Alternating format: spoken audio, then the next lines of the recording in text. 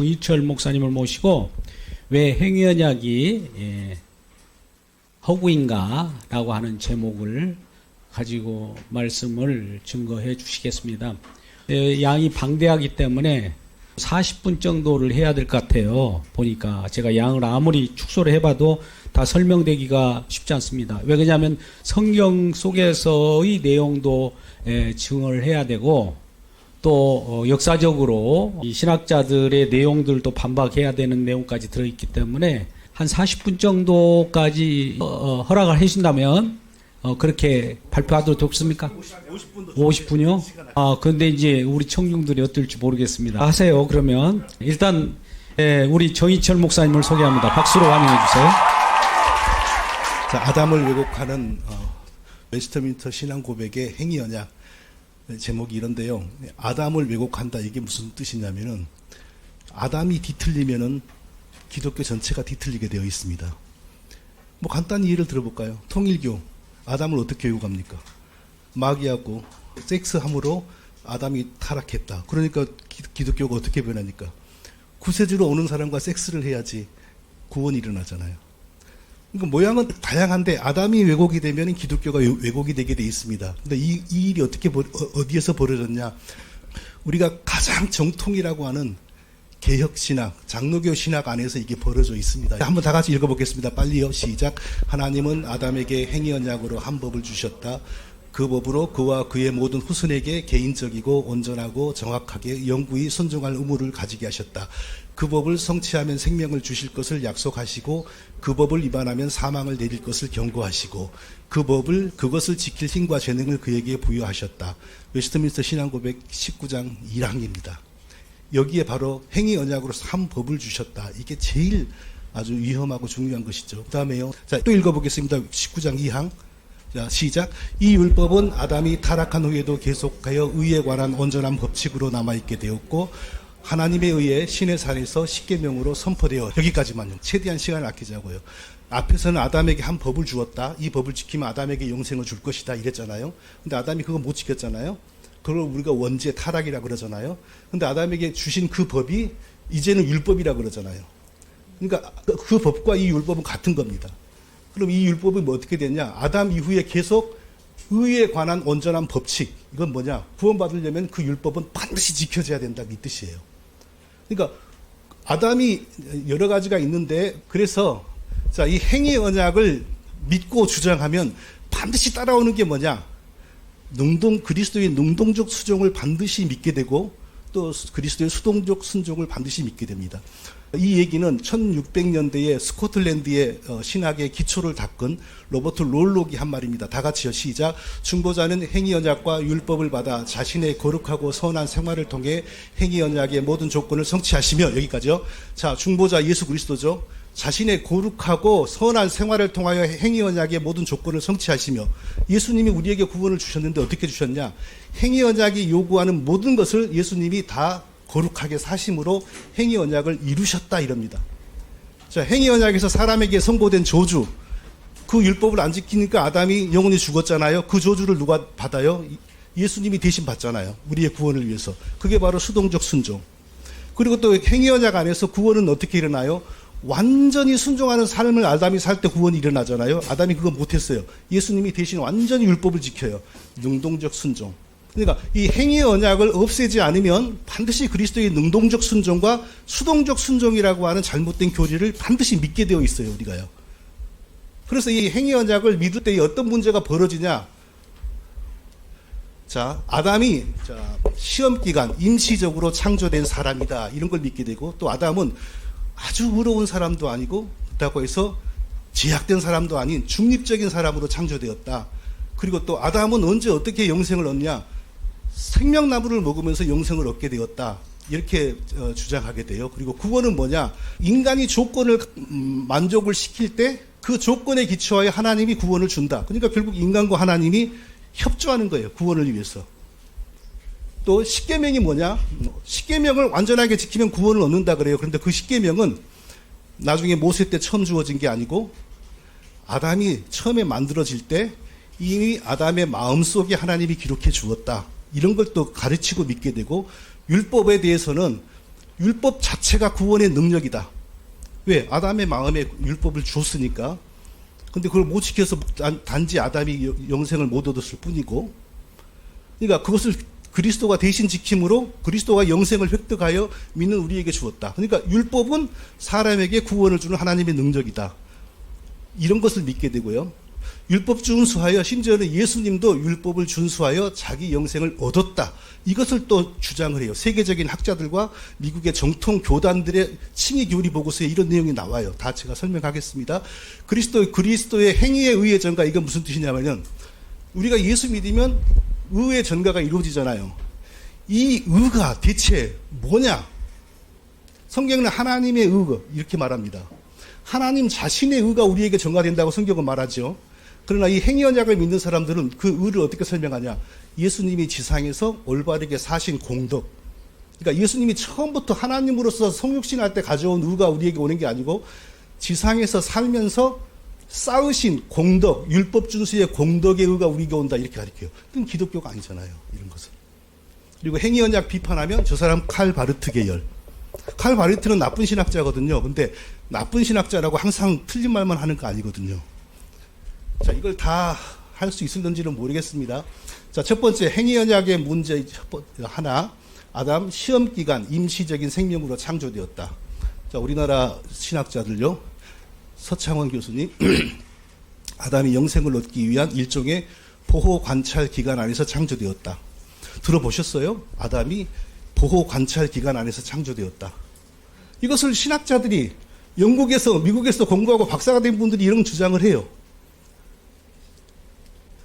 또 미국에 지금 생존해 있고 우리 한국의 개혁주의자들이 제일 열광하는 마이클 호톤이라고 하는 사람이죠. 영어는 읽지 않겠습니다. 제가 미국에서 왔다고 해서 영어 발음이 좋은 건 아닙니다. 똑같아요. 그냥. 이 사람이 뭐라고 말했습니까? 아담의 영생은 시험 기간 동안, 그러니까 충성스러운 오베디언스, 아주 충성스러운 순종을 테스트하는 시험 기간 안에 그 순종의 그것에 대하여 약속으로 주어졌다. 그건 뭐예요? 그럼 처음에 아담이 태어날 때 어떤 상태로 태어났다는 겁니까?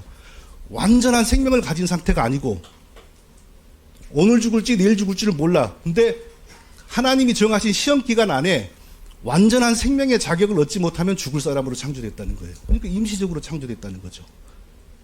그럼 왜 아담이 이렇게 시험 기간 안에서 임시적으로 창조되었다, 이런 걸 왜 주장할까요?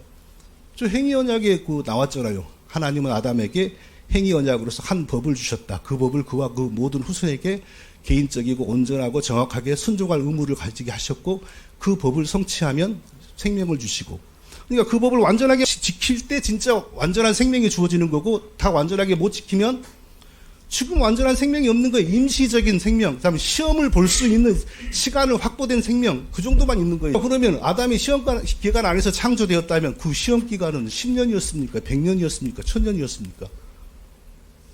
혼란에 빠지죠, 우리가. 그리고 성경은 분명히 사망은 죄의 싹스로, 아담이 하나님께 범죄함으로 인하여 사망이 인류에게 도입된 것이지, 아담이 범죄하지 않았는데 다만 율법을 완전히 못 지켰다고 해서 사망이 오게 되어 있었다, 운명적으로 오게 되어 있었다, 이런 말씀 성경에 없거든요. 죄의 싹은 사망이에요. 죄 때문에 사망이 왔다고 성경은 말씀하고요. 또 창세기 1장 27, 28절 우리 다 같이 읽어보겠습니다. 시작.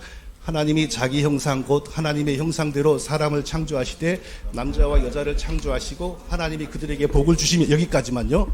자, 시험 기간이 있었다면 하나님이 아담을 창조하시고, 그리고 시험 기간 100년이건 1000년이건 시험 기간이 있었겠죠. 그런데 저 성경 말씀에 의하면 남자와 여자를 창조하시고 곧바로 뭐 있습니까? 하나님이 그들에게 복을 주셨잖아요. 그러니까 그 시험 기간 안에서 태어나가지고 뭐 100년이건 1000년이건 시험을 통과한 후에 하나님이 복을 주신 거 아니고, 처음부터 하나님이 완전한 자기 백성으로 완전한 생명으로 창조하시고 처음부터 복을 주신 거죠. 성경하고도 맞지 않는 거고요. 유명한 신학자 잔머리, 그것은 죄의 싹시다, 죽음. 사람은 본래 죽어야 할 운명을 타고난 것이 아니다. 그러니까 아담이 뭐 율법을 완전히 지켜야만 영원한 생명을 얻고 못 지키면 죽게 된다, 이런 것은, 저분도 웨스트민스터의 아주 초기 전설적인 교수님인데 저런 분은 그런 거 안 믿었어요. 근데 저보다 더 많은 다수는 또 그런 걸 믿었습니다. 제가 지금 주장하고 그 주장의 원인은 행위언약 바로 이 구절에 있고, 그리고 저명한 신학자들은 어떻게 바르게 해석했는지 이런 식으로 계속 비교를 해 나갑니다. 자, 두 번째 행위언약의 두 번째 문제, 아담 중립적 무흠 상태 창조론. 이건 무슨 뜻이냐면요, 아담이 과연 하나님의 백성으로서, 자녀로서 하나님의 형상과 하나님의 모양대로 창조된 사람으로서 거룩하고 의로운 사람으로 창조되었느냐, 아니면 거룩하고 의로운 사람 아니고 그렇다고 제약된 사람도 아니고 흠이 없는 정도의 중립적인 상태로 창조되었느냐, 이 논쟁이에요. 근데 행위언약을 믿는 사람들은 다 중립적 무흠 상태 창조를 가리켜요. 자, 이 마이클 호턴, 지금 그 캘리포니아에 있는 웨스트민스터 거기 교수잖아요. 자, 하나님은 온 인류의 머리로서 무흠한 상태에 있는 아담과 맺으신 언약인데, 행위언약 어떤 상태? 무흠한 상태. 그러니까 하나님의 형상대로 창조된 거룩하고 의로운 아담이 아니라 지금 당장 아주 더럽지는 않지만, 그러나 하나님과 어느 정도 그 시험을 볼 수 있는 자격 정도 무흠한 상태로 창조되었다. 또 똑같은 사람이죠. 타락하기 전 아담의 인간성은 제약되지도 않았고 완전히 의롭다고 확정되지도 않았다. 이 무흠한 상태여다, 이 뜻이잖아요. 그리고 완전히 이제 시험을 통과하여 완전히 율법을 준수하면 하나님이 너는 완전히 의로운 상태다라고 선고하면 영원한 생명을 얻는다, 이거죠. 우리나라의 합동교단의 신학의 전설적인 박형룡 박사님, 다 같이 읽어보겠습니다. 시작. 최종으로 그리스도가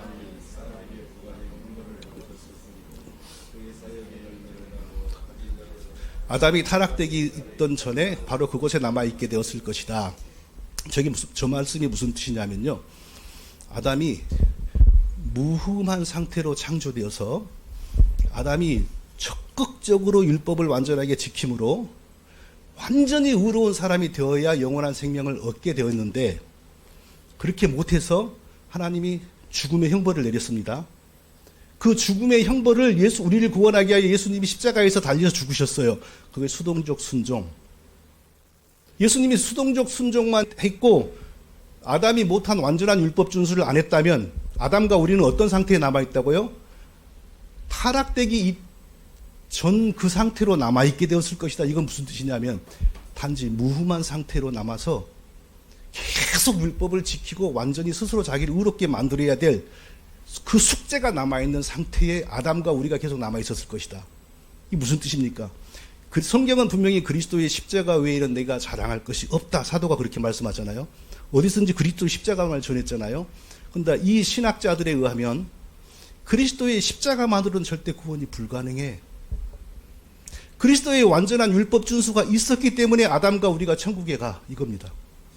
이것이야말로 그리스도를 통하여 그리스도를 짓밟아버리는 가장 교묘한 이단 사상이 아니면 뭡니까, 이게? 성경 어디에 그리스도의 십자가만으로는 불가능하고 그리스도의 완전한 율법 준수가 있어야 아담과 우리가 구원받는다 하는 사상이 어디 있습니까? 자, 아담 행위언약의 아담 중립적인 창조론의 원인 똑같죠. 한 법을 주셨어요. 그 법을 아담에게 지켜라고 하셨어요. 그 지켜라고 할 때는 상당히 좋은 상태로 만들어졌어요. 얼마든지 그 법을 지킬 수 있는 능력도 주셨어요. 그러나 완전히 의로운 상태는 아니에요. 그 법을 다 지켜야만 의로운 상태가 되는 겁니다.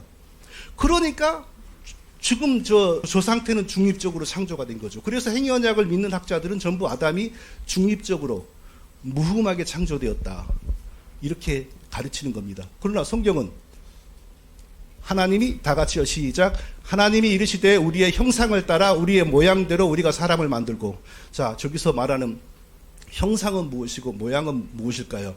이제 해석은 분분하지만 형상과 모양은 같은 것이라고 하는 것에 대해서 대부분의 훌륭한 신학자들은 다 일치합니다. 그럼 형상은 뭘까? 여러 가지가 있지만 하나님의 인격, 하나님의 지혜, 이런 거죠. 그럼 하나님의 형상과 모양을 어떻게 해석을 했냐면 매튜 헨리 이런 훌륭한 주석가들은 하나님의 형상으로 창조된 아담이, 우리의 첫 조상이 이처럼 거룩하고 행복했습니다. 그들의 상태를 이렇게 해석을 했어요.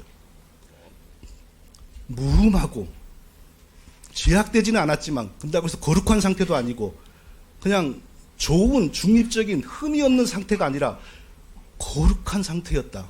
왜? 하나님의 형상과 모양대로 창조되었다는 사실이 그걸 뜻한다. 이렇게 설명을 했고요. 칼빈. 자, 칼빈의 말을, 제가 오늘은 칼빈의 말을 거의 인용을 하지 않습니다. 왜냐하면 하도 칼빈 하는 걸 싫어하는 사람들이 많으니까. 근데 한두 번밖에 안 나옵니다. 자, 하나님의 형상과 모양대로라를 칼빈이 어떻게 해석했는지 한번 다 같이 읽어보겠습니다. 시작.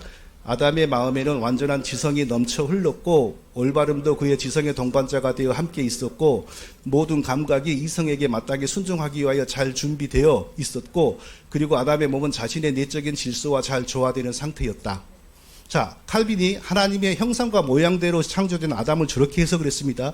저 상태는 그러면은 칼빈은 아담이 제약된 상태도 아니요, 아주 거룩하고 의로운 상태도 아니요, 중립적인 상태라고 보았다는 증거입니까, 저게?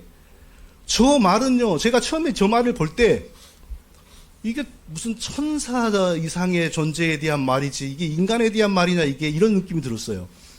칼빈은 그러니까, 오늘날에 이런 논쟁이 일어날 것을 몰랐겠지요. 그냥 자기가 하고 싶은 말을 그냥 했을 뿐이에요. 하나님의 형상과 모양으로 창조되었다는 것은 아담이 바로 이렇게 완전한 지성, 그리고 모든 내적, 외적 질서가 조화를 이루고 있고, 그러니까 완전한 하나님의 백성이죠.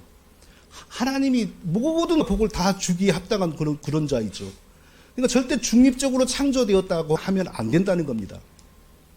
자, 세 번째, 행위언약의 문제 세 번째, 생명나무가 천도복숭아로 변한다. 천도복숭아 아시죠? 중국의 고대 중국인들이 복숭아를 하늘에서 이렇게 자라는 복숭아를 하나 따먹으면 바로 그때부터는 더 이상 늙지도 않고 병들지도 않는다 그러잖아요. 행위 언약을 주장하는 사람들은 아담이 어떻게 영생을 얻느냐? 그 법을 완전하게 지켰을 때 하나님이 생명나무를 주신다. 생명나무를 먹음으로 완전한 생명을 누리는 몸으로 변한다. 이렇게 해석을 합니다. 자, 에드워드 피셔라고 하는 1600년대 영국의 청교도 신학자죠. 아담이 타락하기 전 순결한 상태에 머무는 동안, 아직 그러니까 범죄하기 전에 무흠한 상태에 머무는 동안 생명나무 실과를 따서 먹었다면 그는 분명히 영원한 행복의 상태로 살았을 것이다. 그러니까 이쪽 사람들은 아담의 완전한 생명을 갖고 태어나지 못했고, 그리고 완전한 생명을 가질 때는 반드시 어떤 과정을 거쳐야 하냐? 생명나무를 따서 먹어야 된다. 이렇게 보는 거예요. 자, 똑같죠. 아까 나왔던 마이클 호튼이죠. 하나님은 아담에게 완전한 순종을 명령하셨고 그 조건 안에서 생명나무 실과를 먹을 수 있는 권리를 약속하셨다. 그러니까 자기 마음에 기록된 그 율법을 완전히 아담이 지키면 영생하는 몸으로 변화시키는 생명나무를 주었다. 그러니까 반드시 이쪽에서는 생명나무를 먹어야 돼요. 생명나무를 먹어야만 인간이 완전한 생명을 갖게 되는 겁니다. 자, 생명나무가 천도복숭아로 해석된 이유가 뭐겠어요? 똑같죠. 저기 한 법을 주셨는데 그 법을 완전하게 지켜야 돼요. 그러면 영생을 준다 그랬어요. 그런데 창세기에 생명나무라는 게 있거든요. 그걸 연결을 시켜야 되잖아요. 이것을 창세기의 생명나무와 저 사상을, 저 법을 완전하게 지킬 때 하나님이 생명나무를 주어서 인간을 영생하도록 만드는 거구나. 이렇게 이제 해석을 하는 거죠. 그러면 저는 이렇게 반대하지 않습니까? 생명나무를 먹음으로 인간이 영생하는 것이다. 이거 완전히 잘못된 신학이고 해석이다. 그러면 생명나무의 진짜 의미와 용도는 뭐였을까? 하나님이 처음에 아담을 창조하시고 모든 은혜와 복을 다 역삭하시고 그리고 자기를 섬기는 거룩한 백성으로 항상 살라고 명령하셨다고 해야 됩니까? 언약하셨다고 해야 됩니까? 하여튼 그렇게 아담에게 표시하시고 그리하면 내가 지금 너에게 준 이 모든 복이 하나도 없어지지 않고 영원히 너와 함께 있을 것이다. 이 하나님의 약속을 바로 상징하는 것으로 생명나무를 세우는 거고, 그럼 선악과는 뭐겠습니까? 반대로 아담에게 완전한 자유의지와 인격을 주셨기 때문에 아담이 언제든지 자기 의지로 하나님 섬기는 거 싫어요, 나도 내 마음대로 살고 싶어요 할 때 하나님께 반역을 결행하겠다고 하는 이 의지적인 인격적인 표시로 선악과를 먹는 거죠. 그러니까 생명나무는 절대 먹음으로 인하여 영생이 생겨나는 게 아니고 이미 하나님이 처음부터 주신 모든 은혜와 복을 상징하는 언약의 상징물이었다. 이렇게 해석을 해야 됩니다. 그러니까 다르게 말하면 우리가 오늘날 떡과 포도주를 이렇게 먹고 마심으로 비로소 생명을 얻는 것이 아니라 이미 그리스도 안에서 우리에게 약속된 그 풍성한 은혜와 모든 복을 떡과 포도주를 먹음으로 다시 기념하고 생각하는 것처럼 아담이 생명나무를 먹으면서 그걸 생각했는지 아니면 멀리서 이렇게 보면서 생명나무의 의미를 되새겼는지 그건 모르겠습니다. 근데 칼빈은 먹었을 것이다. 우리가 성찬식 하는 것처럼 정말 먹었을 것이다. 이렇게 표현을 한 걸 봤어요.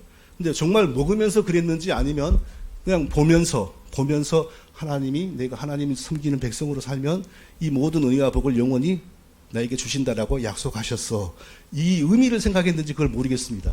생명나무를 이렇게 의미와 하나님의 관계를 상징하는 것으로 봐야 되는 또 다른 이유는 자, 그리스도가 오셔가지고 자기 몸으로 우리의 죄값을 갖고, 그러니까 아담의 반역죄를 자기 몸으로 해결을 하시고, 그래서 이제 역사가 지나가서 요한계시록 22장에 가면 하나님이 처음에 계획하신 하나님의 나라, 아담의 범죄가 있었음에도 불구하고 하나님이 스스로 사람이 되어 자기 목숨으로 죄값을 갖고, 그래서 다시 복원해 자기 백성을 다시 살려내고 자기 나라를 다시 건설하시잖아요. 그게 다 완성이 되는 요한계시록 끝에 가서 생명나무가 또 등장을 해요. 저 생명나무가 먹는 거라면 이미 다 구원받은 백성들이 사는 영원한 하나님 나라에 생명나무가 왜 필요하겠어요? 의미죠.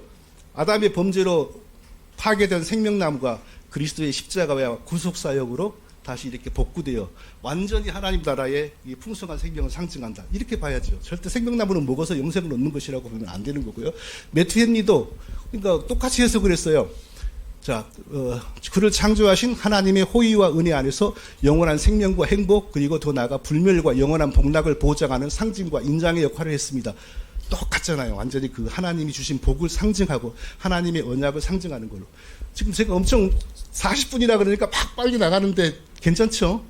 예. 자, 행위 언약의 문제 네 번째. 구원을 위하여 하나님의 나라를 위하여 인간의 협조가 필요한 하나님. 자, 또 마이클 호튼. 우리나라 개혁주의자들이 제일 열광하죠. 저분의 책에.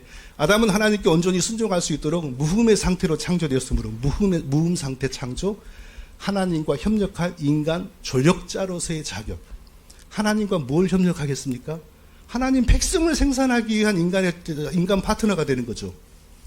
그러니까 하나님이 은혜로 자기 백성을 딱 세우고 그 백성과 함께 하나님 나라를 이끌어 가는 게 아니라 인간을 만들고 얼마든지 그 언약을 지키고 율법을 지킬 수 있는 능력을 주셔요. 그리고 인간을 하여금 그걸 지키게 해요. 그리고 그가 지키면은 비로소 자기 백성으로 삼고 그와 하나님 나라를 이루어 가겠다는 거예요. 근데 그가 못 지키니까 하나님이 사람이 되어 갖고 그 율법을 대신 지켜요. 그러니까 반드시 하나님에게는 예수님만 믿으면 우리가 하나님 백성 된다 그러니까 다 좋은 것 같죠. 근데 사실은 그 예수님이 우리에게 어떻게 구원을 줍니까? 사람이 되어서 율법을 다 지켰으니까 우리에게 구원을 준다 그러잖아요. 그러니까 하나님에게는 반드시 자기의 구원 사역의 계획을 돕는 사람이 필요한 거예요. 이게 행위언약의 신학입니다. 이것이요. 우리나라의 도르트 신조 강해라고 하는 책으로 개혁주의에서 얼마나 히트를 쳤습니까? 다 같이요. 시작. 아담은 하나님의 율법을 거기까지만요. 저것도 무슨 뜻이에요? 그렇게 표현을 적나라하게 하진 않았지만 율법을 완전히 지킬 능력을 가진 사람으로 창조했다. 하나님의 구원 계획에 완전히 협조할 수 있는 사람으로 창조를 했다. 이 뜻이거든요. 자, 하나님의 조력자로서 인간 창조론. 이거 이유가 뭡니까? 역시 행위 언약으로 한 법을 주시고 그 법이 지켜져야만 하나님이 자기 백성을 가질 수 있다. 그러니까 하나님이 은혜로 다 생명을 주고 출발하는 게 아니라 인간 편에서 그 법을 다 지켜야 돼요. 율법주의죠, 철저하게. 그러니까 항상 인간은 하나님의 그 계획에 협조하기 위하여 행동을 해야 되는 거예요. 이 행위언약의 신학에 의하면. 그러나 절대 행위언약을 가리킨다고 해서 행위 구원론까지 가는 건 아닙니다. 왜냐하면 예수님이 대신 다 했으니까 우리는 예수만 믿기만 하면 돼. 이렇게 가는 거예요. 그때부터는. 그러니까 예수만 믿기만 하면 돼. 그러니까 성경적이네. 그러나 한꺼풀 뒤에 가가지고 예수님이 아담이 못 지킨 행위언약의 율법을 완전히 지킴으로 그 공덕으로 하나님께 영생을 예수님 자신이 얻었고 또 그 공덕을 믿는 우리에게 주어서 우리에게 영생을 주셨다. 이것까지 생각하면 그건 기독교가 아닌데 그건 성경이 말하는 그리스도가 아닌데 우리가 이제 알게 되잖아요. 놀라운 사실은 이 행위언약 신학과 알미니안 신학은 동일한 신학이라는 겁니다.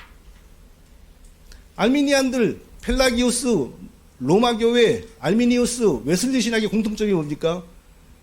구원을 위해서는 인간의 역할과 인간의 노력이 반드시 필요하다는 겁니다.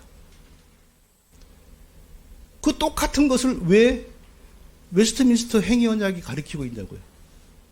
그건 청교도들이 행위언약 이론을 만들었으니까 청교도들에게 그런 사상이 있었다는 거겠죠. 왜 청교도들은 왜 알미니안 사상을 가지고 있었을까? 그것도 큰 주제지요. 근데 제가 파악한 바에 의하면 네덜란드에서 정제받은 알미니안 사상이 바로 가까운 해협을 건너 영국 청교도들에게 들어갑니다. 그러니까 거의 동시에 비슷한 시기에 영국 청교도들도 알미니안 사상을 그들은 그걸 나쁘게 생각하지 않고 발전시키고 네덜란드에서도 그게 발전되고 이렇게 되었습니다. 그렇기 때문에 오늘날 행위언약 신학을 비판하는 사람들은 어떻게 비판하냐면 이건 절대 칼빈주의가 아니다 이렇게 비판을 해요. 근데 놀랍게도 이걸 비판하는 홈즈 롤스톤이나 제임스 토렌스나 이런 사람들은 전부 칼바르트의 제자들이에요. 그러니까 또 이쪽에서 뭐라고 또 반박을 해요? 칼바르트는 이단 아니냐. 이단의 종자들이 하는 말을 왜 듣냐 우리가 또 이렇게 해요. 근데 여러분 신천지 이만이라고 해서 맨날 틀린 얘기만 합니까? 맞는 얘기도 있지 않겠어요? 그러니까 제가 파악해 보니까 이 부분을 비판하는 칼바르트와 저 사람들이 이 부분에서는 맞아요. 다른 데서는 틀릴지라도. 자, 이제 우리 서철원 박사님 하신 말인데 너무 이 작은 글씨 언제 다 읽고 있겠어요. 그냥 제가 빨간 글씨만 읽어볼게요. 아담을 온전한 지식의 상태로 창조했다는 루터의 종교개혁의 기본 가르침과 달리 뭐가요? 웨스트민스터 신학이. 또 밑에 빨간 글씨. 제가 원하시면 이거 USB 전부 복사해 가도록 드리겠습니다. 또 행위언약을 거부할 수밖에 없는 근본적인 이유는 성경이 가르치는 하나님의 구원의 원리와 맞지 않다. 행위언약의 문제 5번째입니다. 자연을 통해 아담에게 주어진 십계명. 이게 무슨 말이냐면요. 자, 우리는 십계명 그럼 언제 주어졌습니까? 모세 때. 성경도 그러잖아요. 율법은 모세로부터 또 아브라함의 언약이 있은 지 430년 후에 율법이 왔다 성경 그러잖아요. 근데 이 행위언약을 주장한 사람들은 십계명 율법은 언제부터 있었냐? 창조 때부터. 아담에게는 어떻게 전해졌냐? 자연을 통하여 아담의 마음에 기록되었다. 그래서 아담이 결국에는 그 법을 못 지켰기 때문에 저주받았고 예수님이 그 법을 십계명을 완전하게 지킴으로 영생을 자기와 우리를 위한 영생을 획득했다. 이게 행위언약 신학입니다. 이게요. 자, 진짜 유명하죠. 자카리우스 우리시누스 우리 하이델베리그 요리문답 이거 쓰신 분이잖아요. 이렇게 하나님의 십계명 이런 십계명이 모세 때 처음 온 게 아니라 태초의 창조 때 자연을 통한다. 이것은 쉽게 말하면 온 인류가 다 접하는 자연법이라는 얘기입니다. 자연법으로 아담에게 주어졌다. 이런 사상이 어디서부터 시작이 되냐면 놀랍게도 우리가 그렇게 존경하는 자카리아스 우리시누스 같은 사람들로부터 시작이 됩니다. 십계명은 자연을 통해 창조 때 이성을 받은 모든 피조물들의 마음에 새겨졌고 그 이후 선지자들을 비롯하여 하나님을 섬기는 사람들을 통한 하나님의 말씀을 통해 반복적으로 선포되었다. 처음에 십계명은 자연을 통하여 먼저 그러니까 하나님이 딱 신경 써가지고 내 백성들아 이걸 지키며 살아야 너희는 내 백성이니라 라고 막 이렇게 하나님이 신경 쓰셔 특별 계시로 주어진 게 아니라 자연 속에서 자연히 형성되어서 아담의 마음에 주어졌다 이거예요. 그리고 이게 나중에 선지자들, 모세와 같은 선지자를 통하여 계속 말씀으로 반복이 되었다 이 뜻입니다. 코르넬리우스 프롱크 하나님께서는 사람을 지으실 때 율법을 마음에 새겨주셨습니다. 그러니까 이런 사상을 모를 때 율법을 마음에 새겨주셨어? 이게 뭔 소리일까? 우리 그러잖아요. 이걸 다 파악하고 나니까 저게 그 소리예요. 율법이 모세 때 처음 온 게 아니고 창조 때 자연법으로 아담에게 주어지고 모든 인간에게 주어졌다. 그러니까 보세요. 율법은 이미 이스라엘 백성들의 마음에 새겨져 있었다. 언제? 십계명을 돌판에 기록되어서 받을 때 그게 처음으로 이스라엘 백성들이 받는 게 아니라 이미 자기들 마음에 기록되어 있는 걸 단지 문자로 받았을 뿐이다. 이렇게 지금 보는 겁니다. 자, 우리 합동의 총신인 김연남 교수 제가 앞부분만 읽어보겠습니다. 아담이 창조되었을 때 하나님께서 명시적으로 언약을 제한하지 않았지만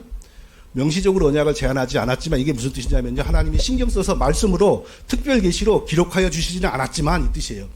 하나님과 인간의 존재론적 차이와 이게 무슨 뜻이냐면요. 창조주가 피조물을 만들면 창조주의 높고 높은 권위와 권세에 의해 자연적으로 피조물들에게 하나님의 법이 기록이 된다, 인식이 된다 이 뜻입니다. 이건 뭐예요?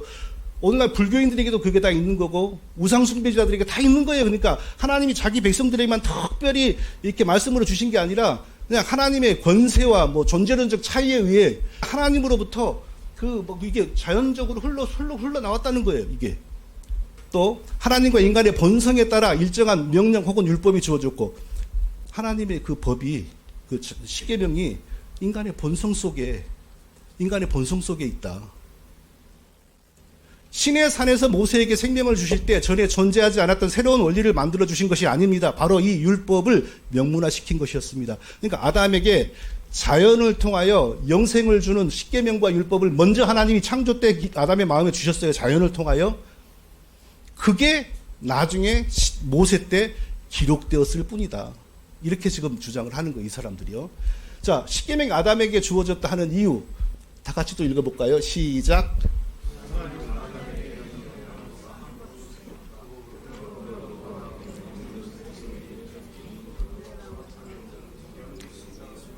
예, 바로 저것 때문입니다. 아담에게 영생을 얻게 할 한 법을 주었다. 성경 어디에도 그런 내용이 없잖아요. 근데 저런 걸 만들었어요. 그럼 저걸 설명을 해야 되잖아요. 바로 설명하는 방식이 훗날에 기록되어서 주어지는 십계명이 창조 때 자연의 법으로 자연적으로 형성되어 아담의 마음에 주어졌다. 이렇게 풀이를 하는 겁니다. 그리고 그 법이 타락 후에도 영원한 의의 완전한 규칙이었고, 의의 완전한 규칙이었다. 아까 제가 말한 것처럼 영생 얻기를 소망하는 모든 사람들은 반드시 이루어야 될 법이었다 이 뜻입니다.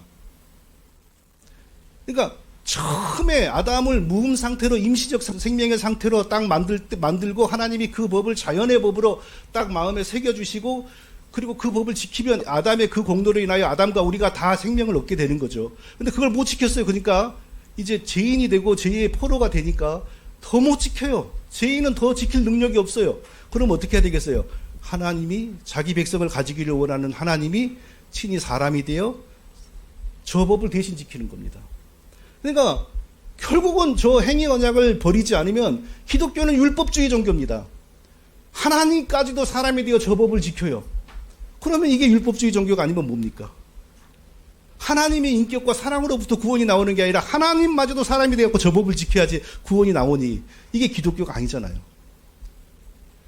자, 외신의 행위 언약의 율법은 자연법이다. 자연법. 만물과 인간이 처음에 태어날 때 저절로 자연 안에서 가지게 되는 법. 이게 자연법입니다. 십계명이 그렇게 처음에 인간에게 왔다. 이 말은 뭐예요? 십계명은 하나님이 자기 백성들에게 주신 자기 백성들만의 특별한 법이 아니고 모든 인류에게 자연적이고 보편적인 법칙이다. 이 뜻입니다. 그리고 그러면은 그 자연적이고 보편적인 법칙을 우리 그리스도인이 굳이 안 지킨다고 지옥에 떨어지고 하나님의 매질을 당하고 그럴 이유가 없잖아요. 너희는 내 백성이고 내 백성이니 거룩하게 살아야 한다.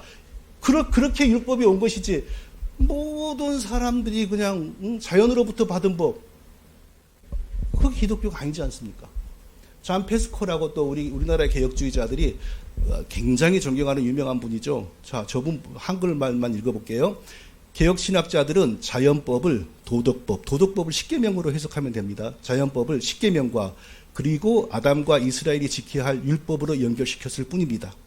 그러니까 저 웨스트민스터 행위 언약을 믿는 사람들은 어떻게 해석하냐?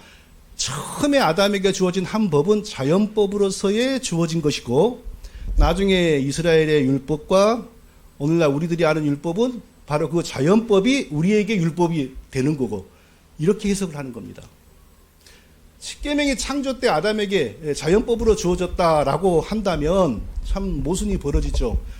하나님은 아담을 죄인으로 창조하지 않았고 또 개별적이고 구체적인 죄를 가르친 적도 없는데 우상 숭배하지 마라, 간음하지 마라, 살인하지 말라 이런 율법이 아담에게 주어졌다는 건 뭐예요? 아직 그런 죄를 몰라요. 단지 아담은 하나님을 배반할 가능성만 있는 사람일 뿐이지. 그리고 하나님께 원죄를 범함으로 죄의 종이 되고 죄가 인격의 지배를 받게 됨으로 그때부터 구체적인 간음, 우상숭배, 살인 이런 걸 알게 된 것이죠. 근데 그런 걸 아직 하기 전에 처음부터 십계명이 주어졌다. 이것은 뭐예요? 하나님이 처음부터 죄인을 만드셨고 또 아직 죄를 다 알지 못한 자에게 죄를 동시에 가르치면서 지키지 마라 한다는 거 아니에요. 로마서 5장 13절은 죄가 율법이 있기 전에도 세상에 있었으니 정확하게 죄가 율법이 있기 전에 세상에 있었다. 율법이 모세 때 들어오기 전에 이미 아담의 죄가 먼저 벌어졌다. 갈라디아서 3장 17절 하나님이 미리 정하신 언약을 430년 후에 생긴 율법이 없이 하지 못하여. 그러니까 하나님이 아브라함에게 오직 믿음으로 아브라함의 구원을 보장하시고 그에게 땅과 후손을 약속하시는 언약을 주시고 거기 전혀 율법이 개입되지 않았잖아요. 단지 자기를 믿게 하심으로. 그보다 430년 뒤에 율법이 왔다는 겁니다. 그러니까 처음부터 율법이 있었다는 건 도무지 말이 안 되는 거고요. 또 이런 자연법과 십계명을 동일시하는 사상에 대해서 우리 서철원 박사님은 칼라만 제가 읽어보겠습니다. 그리 되면 하나님은 창조 세계에 아무런 역할을 갖지 못합니다. 왜? 하나님이 자기 백성들에게 특별히 고안해서 주신 법이 아니고 자연을 통하여 흘러 들어온 법이기 때문에 우리가 그걸 생명국을 지켜야 될 이유도 없고 하나님이 그 법 안 지키는 사람들을 향하여 막 책망하고 징계할 이유도 없고 오늘날 하나님이 불교인들이 타종교인들이 그런 율법을 거역하고 그런다고 해서 책망하고 그러지 않잖아요. 자기 백성이 아니니까. 십계명이 하나님이 자기 백성에게 주신 법이 아니요 단지 창조와 함께 인간 본성에 형성된 자연법일 뿐이니까요. 십계명이나 율법이 자연법으로 왔다면 기독교가 완전히 무너지는 거죠. 하나님의 우리를 사랑하시는 하나님의 매질과 징계와 이런 것도 설명이 되지 않고요. 행위 언약의 문제 6번째 인간에게 구원을 주는 율법. 이것은 이런 사상은 어디서부터 출발을 했냐면요. 율법을 지키면 구원이 나온다. 이런 것을 루터나 칼빈은 가르치지 않았습니다. 근데 루터의 후계자라고 한 베자 때부터 베자가 1556년에 쓴 로마서 5장 18절 주석을 보니까 그리스도는 율법을 행하는 자는 율법에 의해 산다는 율법의 공식을 따라 영생을 청구하셨다. 이렇게 주석을 했어요. 무슨 뜻이냐면은 모든 율법을 그리스도가 완전하게 지키고 그 자신이 율법을 완전하게 지키신 공로에 근거하여 영생을 주세요라고 하나님께 청구하여 영생을 받았어요. 자기를 위한 영생, 우리를 위한 영생. 그러니까 이렇게 율법을 완전하게 지키는 것이 구원을 준다라는 사상을 분명히 칼빈은 이런 거 안 가르쳤습니다. 그런데 칼빈의 후계자부터 또 독일의 바로 이 사람하고 매우 같은 시대의 훌륭한 독일의 인물 자카리아스 우리스누스 때부터 이런 사상이 등장을 해요. 종교개혁 안에서. 그게 신기하죠. 이게 참 시간이 많으면 할 말이 많은데요. 그럴 이유가 있어요. 예. 나중에 언제 기회는 없겠지만 그냥 넘어갈게요. 왜 이 사람들이 이렇게 되었나 있어요. 뭐냐면 간단히 말해볼게요. 그거 다 로마교회 신학입니다. 칼빈과 루터는 로마교회 신학을 완전히 쳤습니다. 그런데 칼빈과 루터가 죽을 무렵에 중세의 모든 대학에서 아리스토텔레스 철학이 다시 부활을 합니다. 그래서 거기에 신학교, 옥스퍼드니 이런 데 다닌 사람들이 다시 아리스토텔레스 철학에 무장이 됩니다. 그게 왜 중요하냐? 아리스토텔레스의 철학과 중세 로마교회 신학은 굉장히 연관되어 있습니다. 그거 보고 스콜라주의라고 그럽니다. 로마교회 스콜라주의가 칼빈과 루터와의 완전히 배척이 되었는데 칼빈과 루터가 죽은 이후에 유럽이 전부 다시 아리스토텔레스 철학의 세상으로 변해요. 그리고 거기서 대학을 다녔던 사람들이 종교개혁을 이어가면서 로마교회 스콜라주의를 종교개혁 속으로 끌고 들어가가지고 개신교 스콜라주의로 만들어갑니다. 그러니까 로마교회의 율법주의 신학이 다시 살아나는 거예요. 이게요.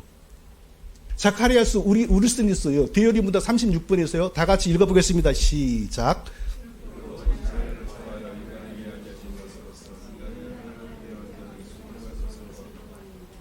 율법은 완전하게 순종한 사람에게 영생을 약속한다. 이 완전히 율법주의 영생론이잖아요.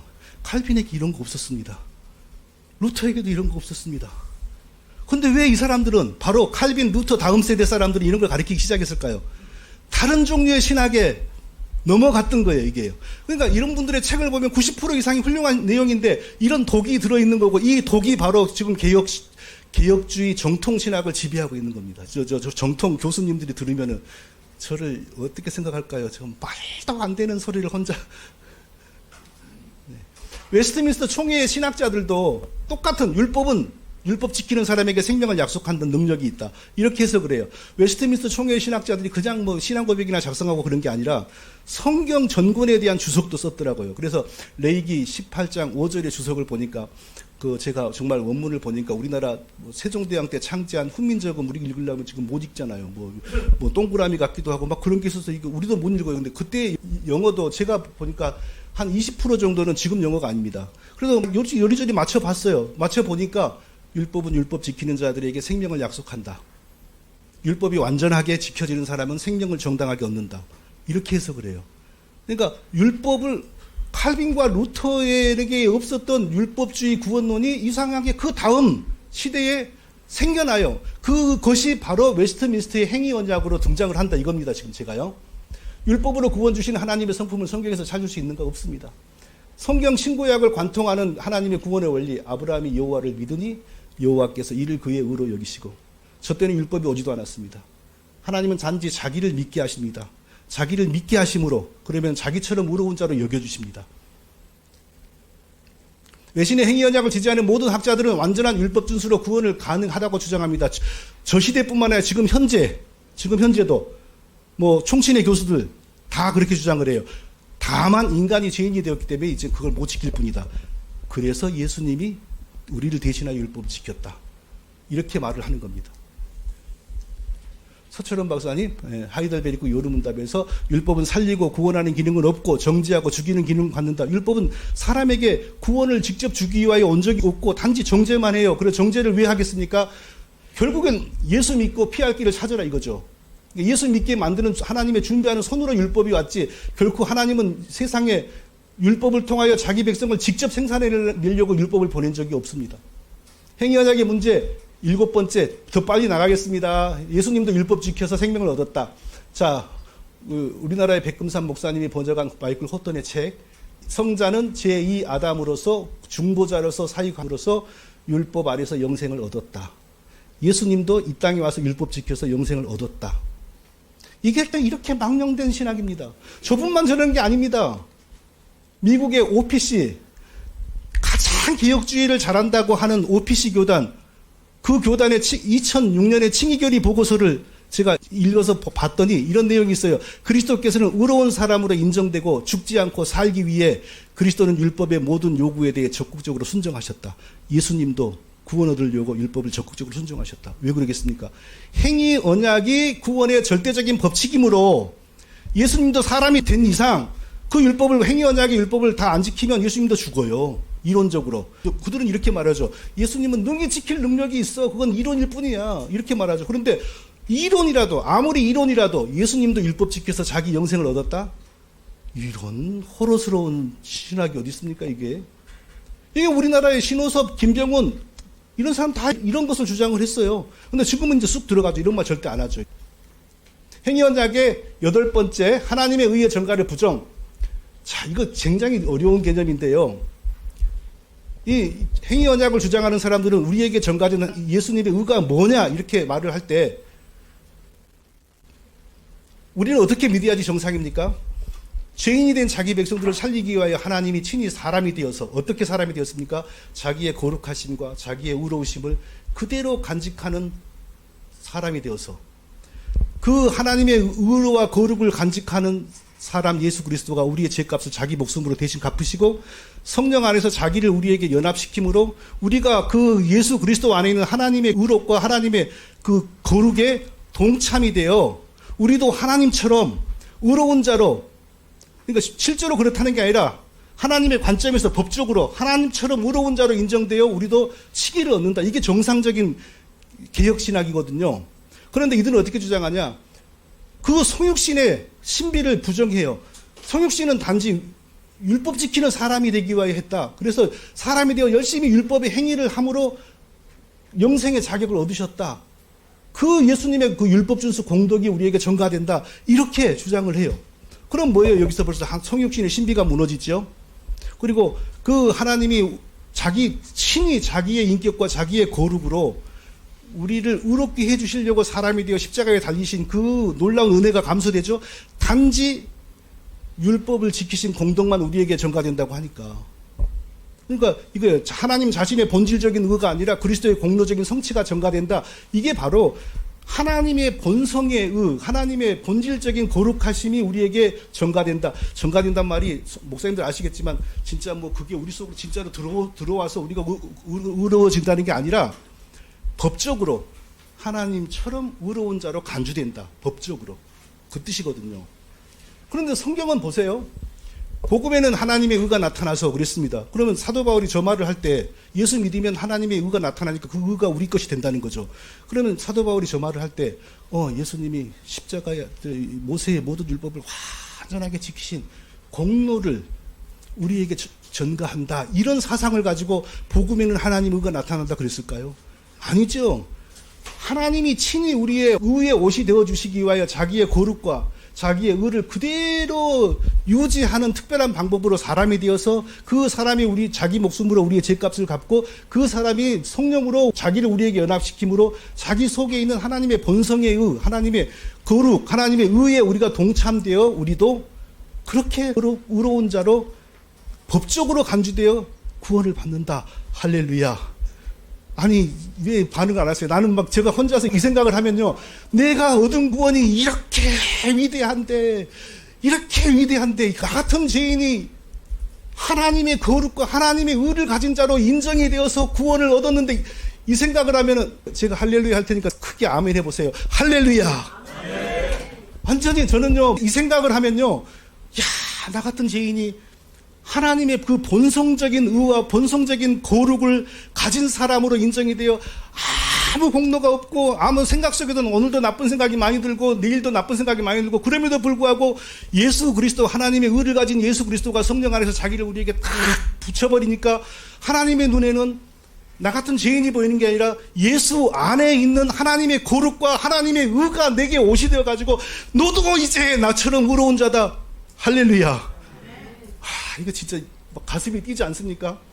저는 진짜 이게 가슴이 뛰더라고요. 그런데 저 못된 녀석들은 예수님이 율법을 지키신 공덕으로 자기의 영생을 만들고 우리의 영생을 만들었다.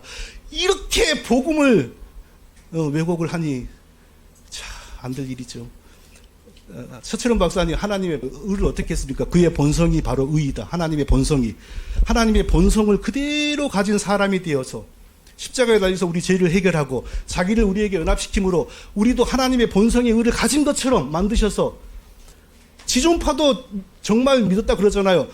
그 믿으니까 하나님의 거룩한 본성의 의가 있는 것으로 하나님 인정해서 천국으로 데리고 간 거 아닙니까? 예? 칼빈도, 칼빈을 가급적 인용 안 하려고 했는데 이것은 해보세요. 빨간 글만 읽어보겠습니다. 다 같이요. 시작. 의가 그리스도 안에 본질로서 존재하는데 이 그리스도께 본질로 속한 의가 우리에게 전가된다. 예. 절대로 그리스도가 율법을 지키신 공덕이 우리에게 전가된다 그렇지 않고, 의가 그리스도 안에 본질로서 하나님의 거룩, 원래 하나님이시잖아요. 거룩하신 하나님이잖아요. 거룩하신 하나님이 그 거룩하심을 그대로 가지고 사람이 되셨어요. 그러니까 그 사람 속에 하나님의 거룩하심이 있는 거예요. 그 사람 속에 있는 하나님의 거룩하심이 우리의 의가 된 겁니다. 할렐루야. 그런데 이 말을 하면 흥분이 돼. 아까도 제가 아파갖고, 아이고, 이상한 생각했어요. 내가 여기서 쓰러지면 미국에서 와가지고 의료보험도 없고 병원에 누가 날 싣고 갈까? 병원에 간다고 미국 사람을 누가 날 치료해줄까? 근데 지금 이 얘기를 하니까 지금 막 살아나는 거 보세요. 이마에 땀을 흘리면서 막 이러잖아요. 나 이 생각을 하면 얼마나 좋은지 몰라요, 진짜요. 다음, 빨리 이제 거의 끝나게 됐습니다. 예. 자, 그래서 결과적으로 WC 외신의 행위 언약은 삭제되어야 합니다. 그러면 삭제를 하고 난 다음에 어떤 내용이 들어가야 될까요? 구체적으로 우리가 문장을 만들어 볼 수는 없지만 이런 내용이 들어가야죠. 절대 아담이 임시적으로 중립적으로 창조되었다, 이런 뉘앙스를 풍기면 안 되고, 아담은 처음부터 거룩한 완전한 생명을 가진 하나님의 최상의 복을 받은 하나님 백성이었다. 그 상태로 하나님을 섬기면 영원히 복되게 살 것이라고 하나님이 생명나무를 증거 삼아 언약을 주셨다. 그러나 그가 교만에 빠져서 하나님을 배반함으로 그 모든 것을 잃었고, 하나님이 얼마든지 아담을 버리고 다른 아담을 만들어서 다시 자기 백성 삼고 후손을 통하여 하나님 나라를 만들 수 있었지만, 자기 백성으로 지어진 자가 영원히 죽는 것을 기뻐하지 않으시고 스스로 사람이 되어 자기 백성에 지은 죄값을 대신 갚으시고 자기의 의와 자기의 거룩을 그의 것으로 전가하여 다시 이전처럼 복된 백성으로 삼아 구원을 주시고 하나님 나라를 이루신다. 이런 내용이 들어가야죠. 할렐루야. 이상입니다.